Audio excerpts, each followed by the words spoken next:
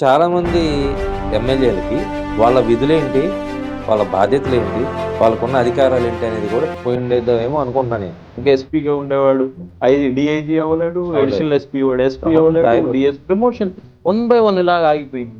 Sir మీరు 100 నియోజకవర్గాలు తీసుకుంటాము, ఆటోమేటిక్గా ఒక 80 నియోజకవర్గాల్లో ఈ ఎమ్మెల్యేలు కొద్దిగా ఫెయిల్ అయ్యారు. నేనేమంటానంటే ఒక ఎమ్మెల్యే కొత్తగా ఎలక్ట్ అయ్యే వారికి ప్రతిరోజు సీఎం గారు లోకేష్ గారు ఎవరు ఉన్నారండి. They have a lot of work. నమస్తే, తెలుగు వన్కి స్వాగతం. కూటమి పాలన 2 సంవత్సరాలు పూర్తి చేసుకుంది. అనేక సంక్షేమ కార్యక్రమాలు, అభివృద్ధి కార్యక్రమాల ఎజెండాగా పాలన కొనసాగిస్తున్నామని కూటమి పార్టీలు చెప్తున్నాయి. అయితే క్షేత్రస్థాయిలో ఉన్నటువంటి వాస్తవాలపై అనేక సర్వే సంస్థలు ఇప్పుడు నివేదికలు ఇస్తున్నాయి. ఇందులో భాగంగా యూనికాన్ పొలిటికల్ స్ట్రాటజీ ఒక సర్వే బయటపెట్టింది. ప్రభుత్వం చేస్తున్నటువంటి సంక్షేమ కార్యక్రమాలు, అభివృద్ధి కార్యక్రమాలు ఎలా ఉన్నా ప్రస్తుతం ప్రభుత్వ పరిస్థితి, పనితీరు ఎలా ఉండబోతోంది, ఎలా ఉంది అనే నివేదిక అయితే బయటపెట్టింది. ఆ సంస్థకి సంబంధించినటువంటి అధినేత రవి గారు మనతో ఉన్నారు ప్రస్తుతం. అసలు ఈ కూటమి పాలనలో ప్రభుత్వానికి ఎన్ని మార్కులు వేయొచ్చు, ఏం చేస్తే ఈ మార్కులు మెరుగుపడే అవకాశం ఉంది, తెలుసుకునే ప్రయత్నం చేద్దాం. ఇప్పుడు ఎంతో మందిని మీరు రిటైర్డ్ ఆఫీసర్స్ని డిప్యుటేషన్స్ మీద తీసుకొచ్చి, లేకపోతే ఎక్స్టెన్షన్ సర్వీసెస్లోకి తీసుకొచ్చి మీరు చేయాలనుకుంటున్నారు. దాని క్యాస్కేడింగ్ ఎఫెక్ట్ ఏంటనేది మీకు అర్థం కాదు, కింద ఉన్న వాళ్ళకి తెలుస్తుంది. ఒక ఎస్పీగా ఉండేవాడు డిఐజీ అవ్వలేడు, అడిషనల్ ఎస్పీ వాడు ఎస్పీ అవ్వలేడు, డిఎస్ ప్రమోషన్ 1 by 1 ఇలాగ ఆగిపోయినాయి. సో ఇదంతా కూడా ఏంటంటే డిపార్ట్మెంట్లో ఇబ్బంది. సో నేనేమంటానంటే ఓకే, హరీష్ కుమార్ గుప్తా గారు కూడా అద్భుతంగా పనిచేస్తున్నారు. మీ ప్రభుత్వంకి 2 ఏళ్ళు నియమించినందుకు బాధ్యతగానే పనిచేస్తున్నాడు, నేను కాదనట్లేదు. బట్ అదర్ ఇన్స్టిట్యూషన్స్ని కూడా స్ట్రెంగ్తన్ చేసుకోవాలి. ఆ స్ట్రెంగ్తన్ ఎవరో ఏదో చెప్తారు, ఎవరో ఏదో అంటారు, సార్ హరీష్ కుమార్ గుప్తా గారు అలా చేస్తారు, ఎలా నమ్మేస్తావు నువ్వు? You should have a 360 degrees verification కదా. నీ మనిషి మీద, రవిశంకర్ అయ్యన్నార్ మీద ఏదో చెప్తారు. ఇప్పుడు నేను ఇంకోటి నాకు అర్థమైంది, అబ్జర్వ్ చేశానండి. వ్యవస్థలో ఉండే ఐఏఎస్లు, ఐపీఎస్లు, లేకపోతే కింది స్థాయిలో వాళ్ళ ప్రమోషన్స్, వాళ్ళ పదోన్నతులు, వాళ్ళ తాలూకు ప్రైమ్ ఇంట్రెస్ట్లే ఉన్నాయి తప్ప ప్రభుత్వ ఇంట్రెస్ట్లు నేను ఎక్కడ కనిపించలా. మీకు ఇంత డెలివరీ జరుగుతుంది, ఇంత పెర్ఫార్మెన్స్ కనిపిస్తుంది other side of the coin. మీరు అధికారులను ఎఫిషియెంట్గా వాడుకోలేకపోతున్నారు అని అంటే మీకు ఎవరో రాంగ్ ట్రాక్ పట్టిస్తున్నట్టే కదా. అది అబ్జర్వ్ చేయాలంట నేను. ఈ ఎమ్మెల్యేల పనితీరు ఎలా ఉంది సార్ ఇప్పుడు ఈ ప్రభుత్వ దీంట్లో? సార్ ఎమ్మెల్యేల పనితీరు వరకు మేము కాన్స్టిట్యున్సీ లెవెల్ వరకు మేము 175 నియోజకవర్గాల్లో 100 క్వాలిటేటివ్ శాంపిల్స్ని టేకప్ చేసాం. ఎందుకంటే ఇట్స్ లార్జ్ ఇన్వెస్ట్మెంట్ సైకిల్ అవుద్ది కాబట్టి అందరూ, బికాజ్ ఐఎమ్ ఇంటర్నేషనల్ ప్రొఫెషనల్, నేనేదో రిలీజ్ చేశాను అని అంటే అందరూ ఏది పెడితే అది రిలీజ్ చేసేలా ఉండకూడదు కదా. We should have some standards. దాంట్లో భాగంగా మేము 100 శాంపిల్స్ తీసుకున్నాము. ఇందులో 80 మంది కొత్తగా వచ్చిన ఎమ్మెల్యేల తాలూకా పనితీరు అనేది డౌట్ఫుల్, బాగాలేదు. దానికి రీజన్స్ 100 ఉన్నాయి. సీనియర్స్తో కోఆర్డినేషన్ లేకపోవడం, ఆ జిల్లాలో సీనియర్ మంత్రి లేకపోవడం, వీళ్ళని గైడ్ చేసేవాడు లేకపోవడం. నేనేమంటానంటే ఒక ఎమ్మెల్యే కొత్తగా ఎలక్ట్ అయ్యేవాడికి ప్రతిరోజు సీఎం గారు, లోకేష్ గారు అవైలబుల్ ఉండరండి. They have a lot of work. వాళ్ళకి యాక్సెసిబిలిటీ ఎందుకు? జిల్లాలో ఒక మంత్రి సారథ్యంలో నడిపేవారు పార్టీలు. ఏదైనా ఉంటే ఇమీడియట్లీగా మంత్రికి ఎస్కలేట్ చేస్తే ఇష్యూని దాన్ని సాల్వ్ చేసి, రిజాల్వ్ చేసి ఎమ్మెల్యేకి ప్రజల్లో కూడా మంచి పేరు తెచ్చేలాగా వాళ్ళు చేస్తారు. ఏమైనా ఉంటే అనుభవంతో తిడతారు, మాకు కూడా చెప్తారు అనే ఒక వ్యవస్థ గురించే కదా ఇదంతా కావాల్సింది. ఆ కోఆర్డినేషన్ లేదు వీళ్ళ దగ్గర అని నేను అనుకుంటాను సార్. చాలామంది ఎమ్మెల్యేలకి వాళ్ళ విధులేంటి, వాళ్ళ బాధ్యతలేంటి, వాళ్ళకున్న అధికారాలు ఏంటి అనేది కూడా పోయిండేదో ఏమో అనుకుంటున్నాను నేను. అంటే విధులు విధానాల గురించి 2 సంవత్సరాలు అసెంబ్లీకి అటెండ్ అయిన తర్వాత మనం చెప్పక్కర్లేదు, కానీ కొత్తలో కొంత ఇబ్బంది అయితే ఉంది. మంత్రులకే తెలియదు చాలా మంది, ఎమ్మెల్యేల సంగతి ఎందుకు. నేనేమంటానంటే వాళ్ళకి మనం అపోజిషన్ లో ఉండేటప్పుడు ఎన్నో విమర్శలు చేశాం సార్. ఆ విమర్శల్ని ఏవైతే ఉన్నాయో మీరు విమర్శలుగానే వదిలేశారు తప్ప వాటి మీద యాక్షన్స్ లేవండి. ఇప్పుడు నేనేమంటానంటే లెట్ us సపోజ్ ఒక నియోజకవర్గం ఉంది, మీకు ఎగ్జాంపుల్ చెప్తా. విజయనగరం జిల్లాలో విజయనగరం నియోజకవర్గం తీసుకోండి. ఆ రోజు జరిగిన రూలింగ్ పార్టీ ఎమ్మెల్యే స్పీకర్ మీద కోలగట్ల వీరభద్ర స్వామి మీద ఎన్నో ఆరోపణలు చేశారు. ఉమ్, ల్యాండ్స్ విషయంలో కావచ్చు, అది కావచ్చు, మిగతా అడ్మినిస్ట్రేషన్ ఇష్యూస్‌లో కావచ్చు చాలా చేశారు. మీరేమైనా యాక్షన్ తీసుకోగలిగారా? ఉమ్, ఒక్క యాక్షన్ తీసుకోగలిగారా? లేదు. నేనేమంటానంటే ప్రజలు గూడా మిమ్మల్ని ఎప్పుడు నమ్ముతారు? అరే! వాడు తప్పు చేశాడు. ఆ ప్రభుత్వంలో అధికారాన్ని అడ్డుపెట్టుకొని తప్పు చేశాడు అనుకునేటప్పుడు, అదే అధికారం నీకున్నప్పుడు నువ్వెందుకు ఆ తప్పుని సరిదిద్దలేకపోతున్నావు? ఉమ్, ఇది మేజర్ కదా! ఇప్పుడు ఉమ్, ఇందాకల ఆర్‌కే గారన్నారు. నేను ఆ రోజు కేసులు పెట్టేటప్పుడు చాలా ఉన్నాయని చెప్పిన అధికారులు ఈరోజు లేవంటున్నారు అనంటే, ఆ రోజు మీరు తప్పులు చేయించారు కాబట్టి ఈరోజు సరిదిద్దారు. అవును. నేననేదేంటంటే అది కదా ఆలోచించాలి. పోనీ ఏమైనా ఆర్‌కే గారికి నోటీస్ ఇవ్వలేదా? ఉమ్, ఈ కేసులు నువ్వు వేసిన కేసులను మేము క్లోజ్ చేస్తున్నాము. మిస్టేక్ ఆఫ్ ఫ్యాక్ట్ కింద అని ఏసీబీ కోర్ట్ నుండి సీఐడీ వాళ్ళు ఆయనకు నోటీసులు కూడా ఇచ్చారు. ఉమ్. ఆ నోటీసులను చదువుకున్న తర్వాత నువ్వు కోర్ట్‌కెళ్ళొచ్చు. లేదు వీళ్ళు తప్పు చెప్తున్నారు అని చెప్పి. నువ్వు చెప్పిన తర్వాత కూడా కోర్ట్ ఆ కేస్ క్లోజ్ చేసింది అనంటే ఎవరిది తప్పు? అక్కడ ఆధారాలు లేవనే కదా. నేనేమంటానంటే ఇది ఎమ్మెల్యేలకే వర్తించిందండి. చంద్రబాబు నాయుడు గారు గూడా, లోకేష్ గారి మీద గూడా ఏదైతే పవన్ కళ్యాణ్ గారు గూడా ఏవైతే ప్రచారంలో ఈ ఉధృతంగా ప్రచారం చేశారో ఎగైనెస్ట్ ద జగన్.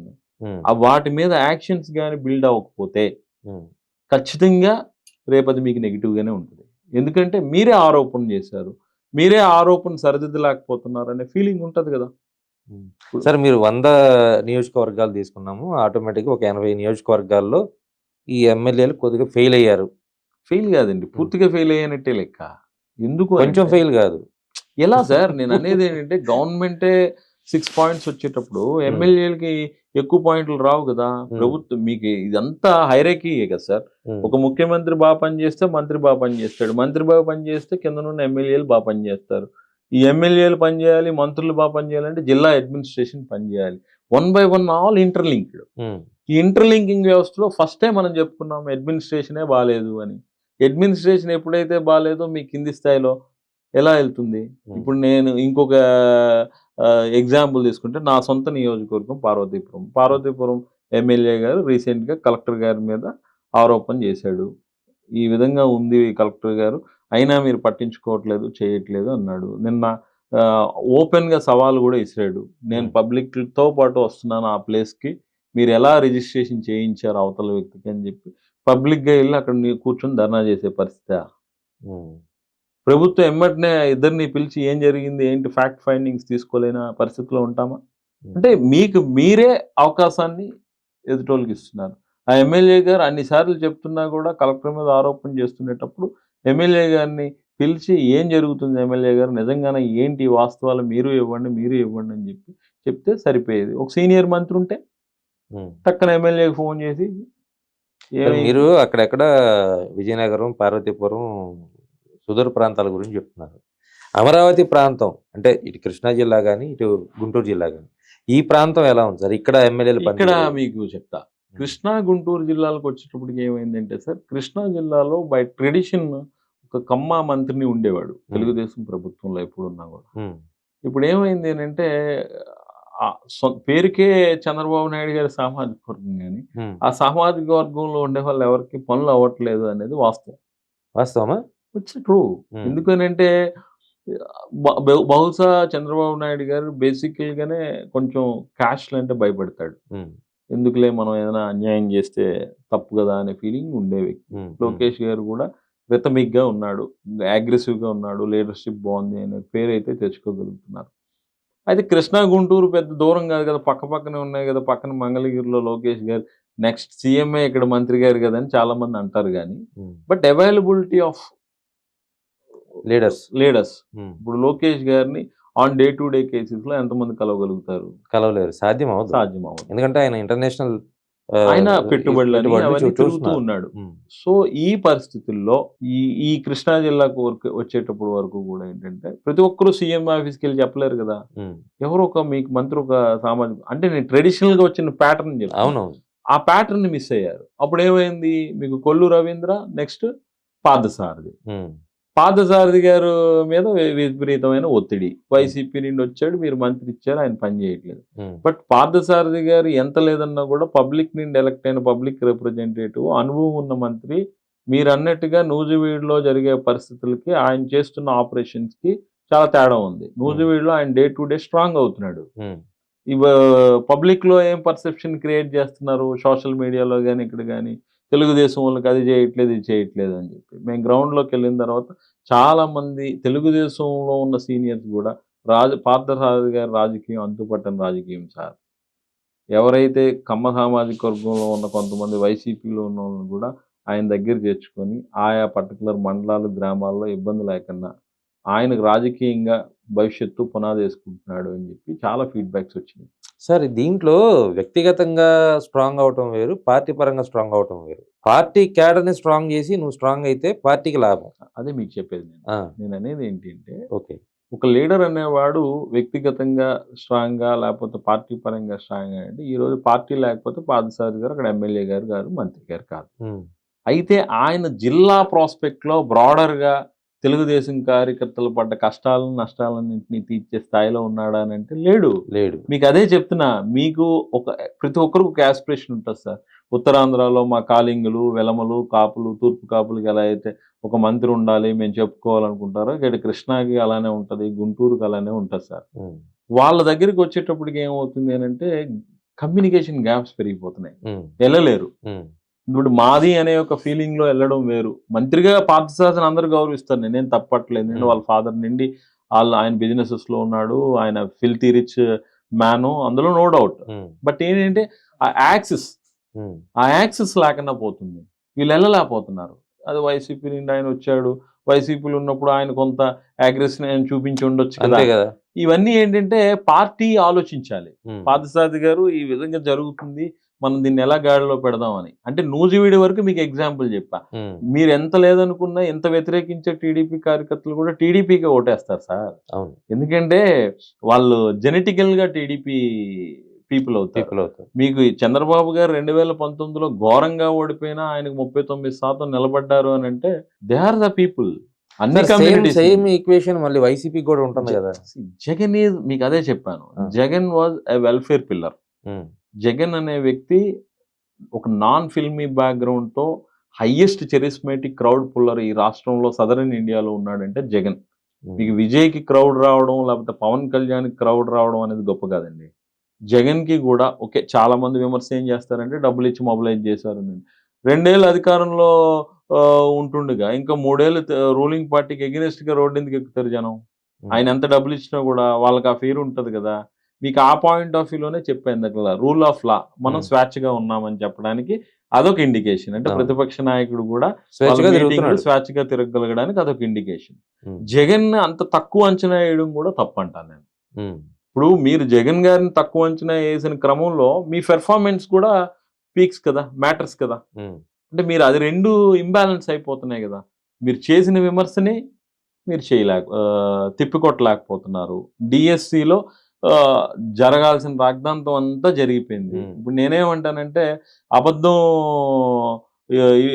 నిజం తెలుసుకునే అబద్ధం అంతా ఇల్లు అలికేస్తుంది అంట, ఊరు అలికేస్తుంది అంట, సామెత ఉంటుంది.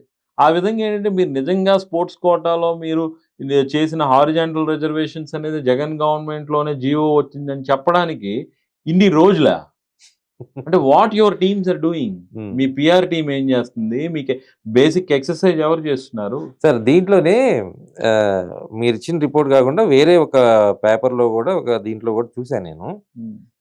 పిఆర్ మెయింటైన్ చేయటం కానీ లేదా సోషల్ మీడియాలో యాక్టివ్గా ఉండటంలో కానీ యాక్చువల్గా అయితే టీడీపీ చాలా స్ట్రాంగ్గా ఉంటుంది.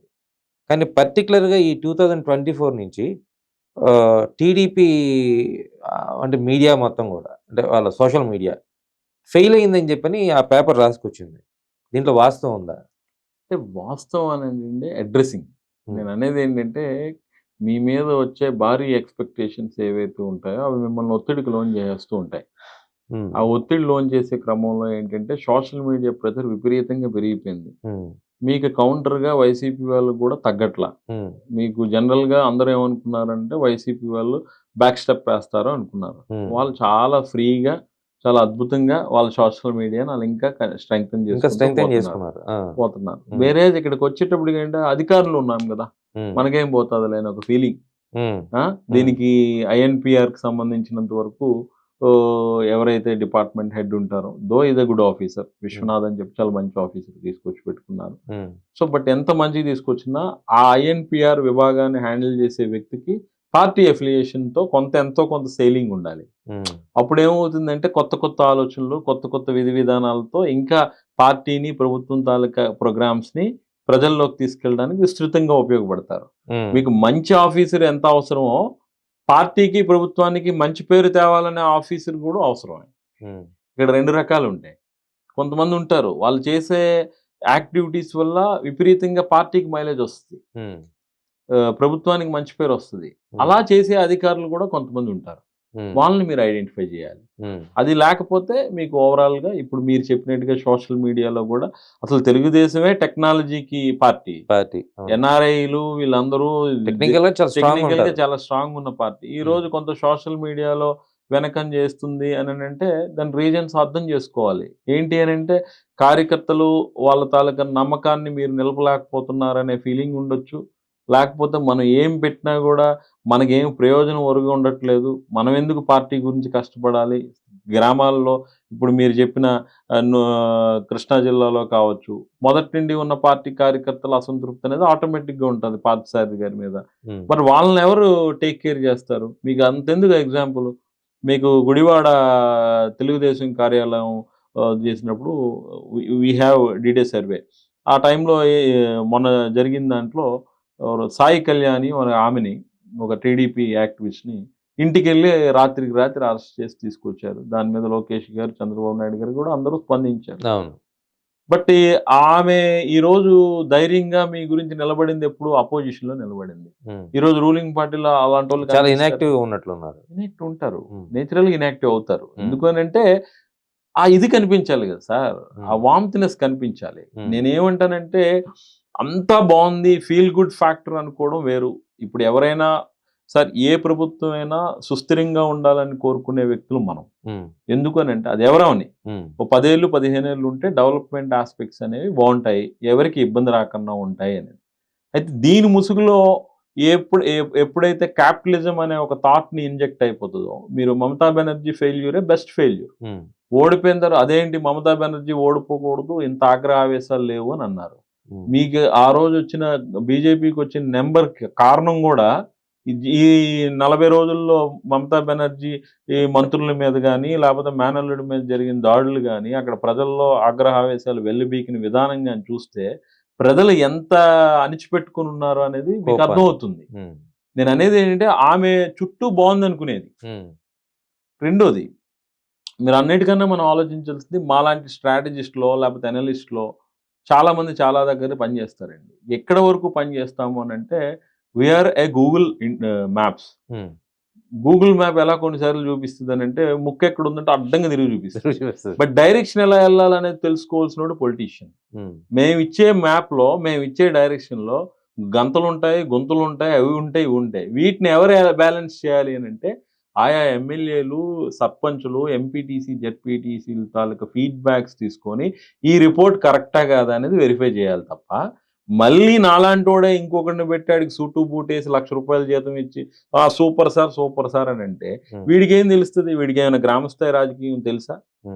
ఇప్పుడు నన్ను ఒక క్వశ్చన్ అడిగారు, ఎందుకు మీకు ఇంత special? It's my home state.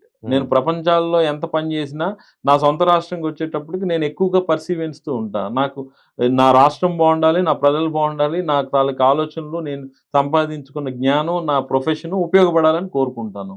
అలాంటప్పుడు ఏం చేస్తాం? పర్టికులర్గా ప్రతి స్థాయిలో కూడా పనిచేస్తాం. సార్, మీరు ఇప్పుడు ఆ మాట అన్నారు కాబట్టి ప్రతి రాజకీయ పార్టీ పొలిటికల్ స్ట్రాటజీస్ లేదా పొలిటికల్ యాక్టివిస్ట్ అనే వాళ్ళ పదాలు పెట్టి, లేకపోతే వాళ్ళని అంటే వాళ్ళ గైడెన్స్లోనే రాజకీయ పార్టీలు వాళ్ళ వ్యూహాలు మొత్తం కూడా అమలు పరుస్తున్నాయి.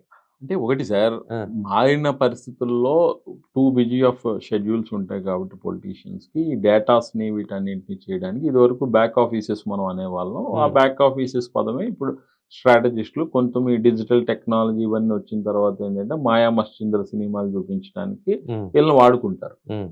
బట్ అల్టిమేట్లీ జరిగేది నష్టమా లాభమా అని అంటే మనం అబ్జర్వ్ చేసుకో, 2019లో జగన్ను గెలిపించిన ప్రశాంత్ కిషోర్ టీం 2024లో జగన్ ఓడిపోవడానికి కారణమైంది. 2019లో జగన్తో పనిచేసిన ప్రశాంత్ కిషోర్ ఐపాక్ టీంలో సభ్యులే ఈరోజు మీ రాబిన్ శర్మ కావచ్చు, లేకపోతే ఇంకొకరు కావచ్చు. బట్ వాళ్ళు ఇస్తున్న ఫీడ్‌బ్యాక్స్ మీరు ఎంతవరకు తీసుకుంటున్నారనేది కూడా ఇంపార్టెంట్ ఇక్కడ. ఉమ్, ఇప్పుడు రాబిన్ శర్మ ఊరకనే తన కెరీర్ పాడు చేసుకోడు కదా! లేనిది ఉన్నట్టిచ్చి తన కెరీర్‌ని పాడు చేసుకోలేడు. ఇలానే నేను కూడా లేనిది ఉన్నట్టిచ్చి కెరీర్‌ని పాడు చేసుకోలేను. ఉమ్, సో, ఇస్తాం. ఉమ్, బట్ అది ఎంతవరకు ఏంటనేది ఆలోచించాలి. 2 ఎప్పుడైతే ఒక లీడర్ తన ఒరిజినాలిటీ కోల్పోతాడో, ఇంకా నీకు డౌన్ ఫాల్ స్టార్ట్ అవుతుంది. ఉమ్, మీకు ఎగ్జాంపుల్ కూడా చెప్తా.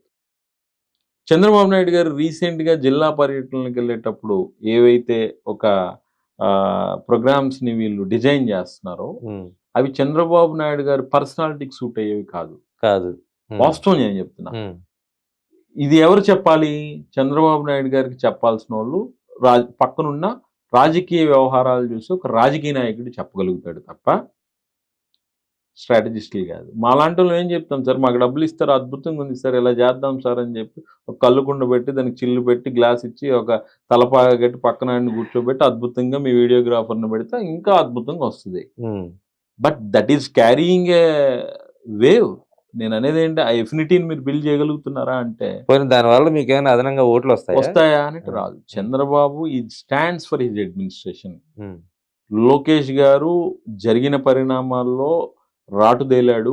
పరిపాలనలో గాని, పార్టీ మీద గాని పూర్తి స్థాయి పట్టు తెచ్చుకోగలిగాడు. పవన్ కళ్యాణ్ అనే వ్యక్తి ఒక తురుపు ముక్కలాగా మీకు యాడ్ ఆన్ అయి ఉన్నాడు కాబట్టి, మీ ముగ్గురు కోఆర్డినేషను, బలం అనేది ఎప్పుడూ గూడా ఒకే వేవ్ లెంగ్త్ సింక్రనైజ్ అయితూ ఉంటేనే మీకు పనులు వేగవంతం అవుతాయి. పరిపాలన మీద పట్టొస్తుంది.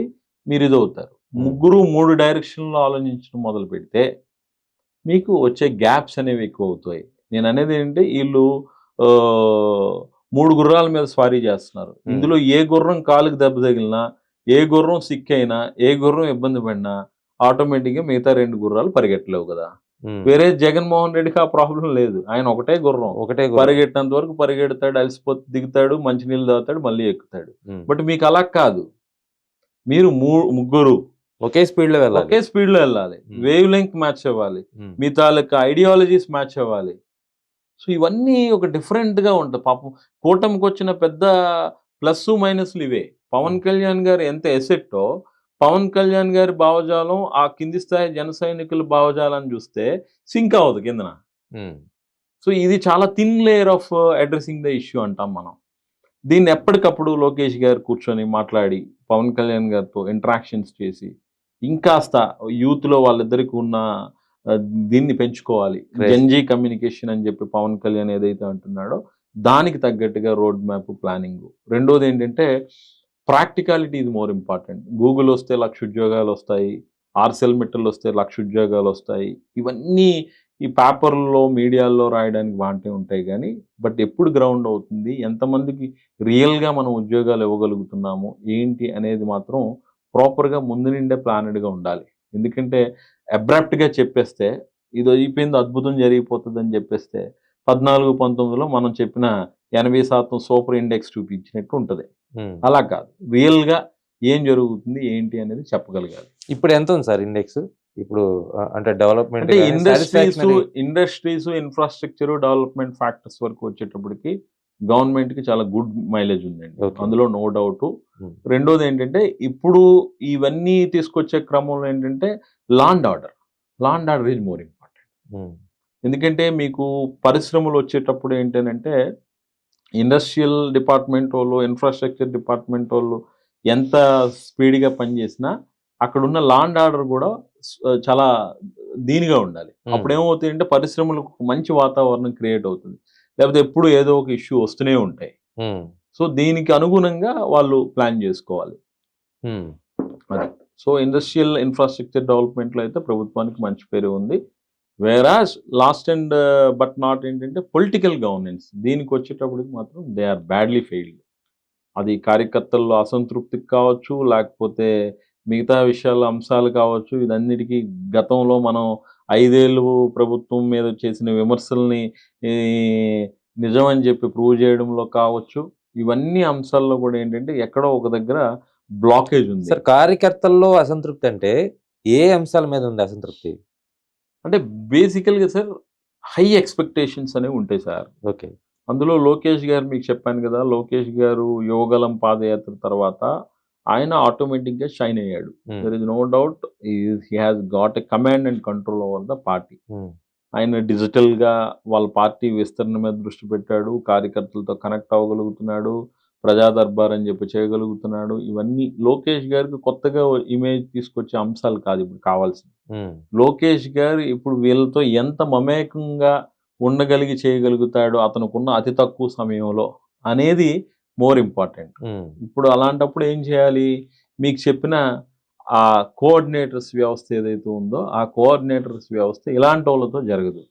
రాజకీయ నాయకులు పూర్తి స్థాయి రాజకీయంగా రిటైర్మెంట్‌కి దగ్గరున్నోళ్ళో, లేపోతే యంగ్‌స్టర్స్ ఒక 2, 3 సార్లు ఎమ్మెల్యే అయినోళ్ళో ఎవరైతే ఉన్నారో వాళ్ళని పొలిటికల్ పర్సీవెన్స్ ఉన్నోళ్ళని పెట్టుకొని కార్యకర్తలకి కోఆర్డినేషన్‌కి పెట్టుకోగలిగి ఎప్పటికప్పుడు ఈయనకి అడ్రెస్ చేస్తూ వాళ్ళతో మాట్లాడడం, చేయడం జరిగితే ఖచ్చితంగా రిజల్ట్స్ వస్తాయి ఆయనకి. ఎందుకంటే his look was completely changed. హ్మ్. ఆయన మీద ఏదైతే ఒక ఎలిగేషన్సో లేకపోతే ఏవైతే చేశారో 1924 ఆయన్ని సైకలాజికల్‌గా డిమోరలైజ్ చేశారు. ఆయన తాలూకా అపియరెన్స్ దగ్గర నుండి, ఆయన తాలూకా మాటల తీరు నుండి అని. వాటన్నింటిని అధిగమించగలిగి ఈరోజు ది బెస్ట్ అనిపించుకునే స్థాయికొచ్చేసాడాయన. హ్మ్. ఇప్పుడు ది బెస్ట్ అనుకునే స్థాయికొచ్చేటప్పుడు ఎక్స్‌పెక్టేషన్స్ కూడా హైలో ఉంటాయి. ఇంకా ఎక్కువుంటాయి. హ్మ్. ఆ అందుకునే క్రమంలో ఈ సమస్యలు. దానికేంటి కార్యకర్త అనేవాడికి మీకు ఎగ్జాంపుల్ చెప్తా. పాయకరావుపేట నియోజకవర్గంలో మొన్న ఒక సీఐ దాని మీద పెద్ద దుమారం లేచింది. హ్మ్. ఒరిజినల్‌గా చెప్పనంటే సార్, హ్మ్. ఆ సీఐ ఒక రిక్షా పుల్లర్ కొడుకు. హ్మ్. ఎంతో కష్టపడి ఉద్యోగం తెచ్చుకున్నాడు. హ్మ్. ఆ రోజు అధికార పార్టీ అక్కడున్న పలాస మంత్రి గారు, ఎమ్మెల్యే గారు ఎవరైతే ఉన్నారో, ఆయన కనుసన్నల్లో పనిచేయాల్సిన పరిస్థితి. ఆయన లెటర్ ఇచ్చాడు, తెచ్చుకున్నాడు కాబట్టి ఆయన చెప్పినట్టు వినాల్సిందే. హ్మ్. అయితే ఇట్స్ ఇన్ హెవీ డోసేజ్. హ్మ్. ఇప్పుడు నేనేమంటానంటే ప్రతి అధికారికి కొన్ని పరిమితులుంటాయి. హ్మ్. ఆ అధికారి ఎక్కడైతే నేను ఇది చేయలేను సార్ అని చెప్పగలుగుతాడో, వాడు నిలబడగలుగుతాడు. హ్మ్. సరే ఏముందిలే మనం బుల్డోజ్ చేసేద్దాం అనుకునే పరిస్థితొస్తే, ఈరోజు ఫేస్ చేసిన ఇష్యూసే ఫేస్ చేస్తాడు. హ్మ్. దాని మీద ఏమైంది, పాయకారావుపేటలో పోస్టింగ్ పడగానే ఇబ్బంది పడ్డాడు. హ్మ్. ఇంకొకటేమైంది, ఒక అడిషనల్ ఎస్పీ స్థాయి అధికారి. ఇదే గౌస్ శిరీష గారి పిఏ సొంతూరు, ఈ అడిషనల్ ఎస్పీ సొంతూరు ఒకటేనంట. ఈ పిఏకి, అడిషనల్ ఎస్పీ ఫ్యామిలీకి ఎప్పుడో గొడవైంది. ఆ అడిషనల్ ఎస్పీ గారిని కూడా ట్రాన్స్‌ఫర్ చేయమని అడుగుతారు ఈళ్ళు. హ్మ్. ఒక అడిషనల్ ఎస్పీ ర్యాంకు నీ పిఏతో గొడవ పడితే ట్రాన్స్‌ఫర్ చేయమంటావా? There should be some logic కదా! హ్మ్. అసలే అక్కడ ఉత్తరాంధ్రలో ఇప్పుడు మిగతా బీసీస్‌కి ప్రయారిటీ ఇవ్వట్లేదు అనే ఒక స్లోగన్ బలంగా వినిపిస్తున్న ఈ క్రమంలో మీరు అదే కాళింగ సామాజిక వర్గానికి సంబంధించిన ఒక అడిషనల్ ఎస్పీ స్థాయి అధికారిని మీరు ఇచ్చేస్తే పోనీ ఆయనేమైనా వైసీపీ గవర్నమెంట్‌లో అద్భుతమైన పోస్టింగ్స్ చేసాడంటే చేయలా. హ్మ్. ఇప్పుడు ఎవరు నష్టపోతారు? ఇప్పుడు ఆ అధికారి 10 మందికి చెప్పడా? చెప్తారుగా. ఇ ఇ ఇ ఇవి నేననేదేంటంటే సార్ డిపార్ట్‌మెంటల్‌లో గావచ్చు, ఎంఆర్ఓలు గావచ్చు, పంచాయతీ ఆల్ 44 హెచ్ఓడీస్ కూడా కాంకరెన్స్ లేవు. హ్మ్. ఎందుకంటే గత 5 ఏళ్లలో ఎక్కడో ఒక దగ్గర తప్పిదాలు జరిగినియి కాబట్టి, వీడిని సేవ్ చేయాలని వాడు, వాడిని సేవ్ చేయాలని ఈడు అనేది ఒక లాజికల్‌గా ఎక్కడో ఒక దగ్గర కన్క్లూజన్ ఉంటుందిగా. ఉంటది కదా! హ్మ్. దాంతో ఏంటంటే ఇవన్నీ పొరపాట్లు జరుగుతున్నాయి. హ్మ్. సో, నేనేమంటానంటే జరిగిన పొరపాట్ల మీద ఎక్కువగా దృష్టి పెట్టకన్నా, హ్మ్. ఏవైనా నిజంగా గ్రేవ్ మిస్టేక్స్ పబ్లిక్‌ని దారుణంగా ఇంపాక్ట్ చేసిన కొన్ని ఇష్యూస్ ఉంటాయి. వాటి మీద దృష్టి పెట్టండి. హ్మ్. తప్పేమీ లేదు. హ్మ్. సో, ఇప్పుడు మనం ఎగ్జాంపుల్ చెప్పాలి. ఈరోజు చీఫ్ సెక్రటరీ గారు వచ్చారు సాయి ప్రసాద్ గారు. సాయి ప్రసాద్ గారు వచ్చిన తర్వాత అడ్మినిస్ట్రేషన్స్‌లో భయం పట్టుకుంది. హ్మ్. కలెక్టర్స్ మీద గ్రిప్పు. అద్భుతంగా పనిచేస్తున్నాడు. సొంత హ్మ్. రాష్ట్రం. చాలామంది కమెంట్ చేయొచ్చు సొంత సామాజిక వర్గం అని. ఇదే సొంత సామాజిక వర్గం అయినా జగన్ గవర్నమెంట్‌లో కూడా సీసీఎల్ఏలో చీఫ్ ప్రిన్సిపల్ సెక్రటరీ చేసాడాయన. సార్ ఇప్పుడు ఒక ఎఫిషియన్సీ ఉన్న అధికారికి కులం ఇప్పుడు అది ఆపాదించడం ఎందుకు? ఏముంది? ఆ! నేననేది అది. హ్మ్. ఇప్పుడు ఆయన పరిపాలన హ్మ్. చాలా కలెక్టర్ల మీద కోఆర్డినేషన్ పెరిగిపోయింది. హ్మ్. ఇప్పుడు అతనితో ఏ విధంగా పరిగెట్టించాలనేది మనం ప్రయత్నించాలి. హ్మ్. అంతేగాని ఆయనకి బ్రేకులేసే ప్రయత్నం చేయకూడదు ఇగ. హ్మ్. సో, ఫస్ట్ 6 మంత్స్‌లోనే మన సీఎంఓ మీద విపరీతమైన ఎలిగేషన్స్ వచ్చినియి. హ్మ్. ఆ ఎలిగేషన్స్ వచ్చినా గూడా ఆ అధికారులే ఇంకా కంటిన్యూ అవుతారనే అసంతృప్తితో ఏమైంది? అరే! సీఎంఓలో ఉన్న ఆయనకే మాకేం జరగకపోతే మాకేం జరుగుతదిలే అని కలెక్టరు. హ్మ్. అండ్ ఇంకోటి సార్ కలెక్టర్‌లని ప్రతిసారి కాన్ఫరెన్స్‌కి పిలిచినప్పుడు మీరు గ్రామాల్లో నిద్ర చేయండి. అక్కడ గ్రామాల్లో విజిట్ చేయండి అని. ఎక్కడన్నా వ్యక్తిగతంగా వెళ్ళి కలెక్టర్లు అక్కడ పర్యటించి క్షేత్రస్థాయిలో ఉన్న సమస్యలు తెలుసుకున్నటువంటి పరిస్థితి ఉందా? సార్ ఇది యూపీఎస్సి కోడ్ ఆఫ్ కండక్ట్ లోనే every collector has to visit అనేది వాళ్ళ చాలా జాబ్ చార్ట్ సార్ అది. చంద్రబాబు నాయుడు గారు నేనే చెప్పక్కర్లేదు, మీరు చెప్పక్కర్లేదు. It's they duty to get to know what are the public issues. మీకు నేను what is the ground reality? Ground reality. ఒక అధికారి తన కలెక్టర్గా ఒక ముద్ర వేసుకోవాలి అనుకోవాలనుకునేటప్పుడు, తన ఎఫిషియన్సీని ప్రూవ్ చేసుకోవాలనుకునేటప్పుడు ఆయన ఫాలో అయ్యేది ఫ్రేమ్ వర్క్.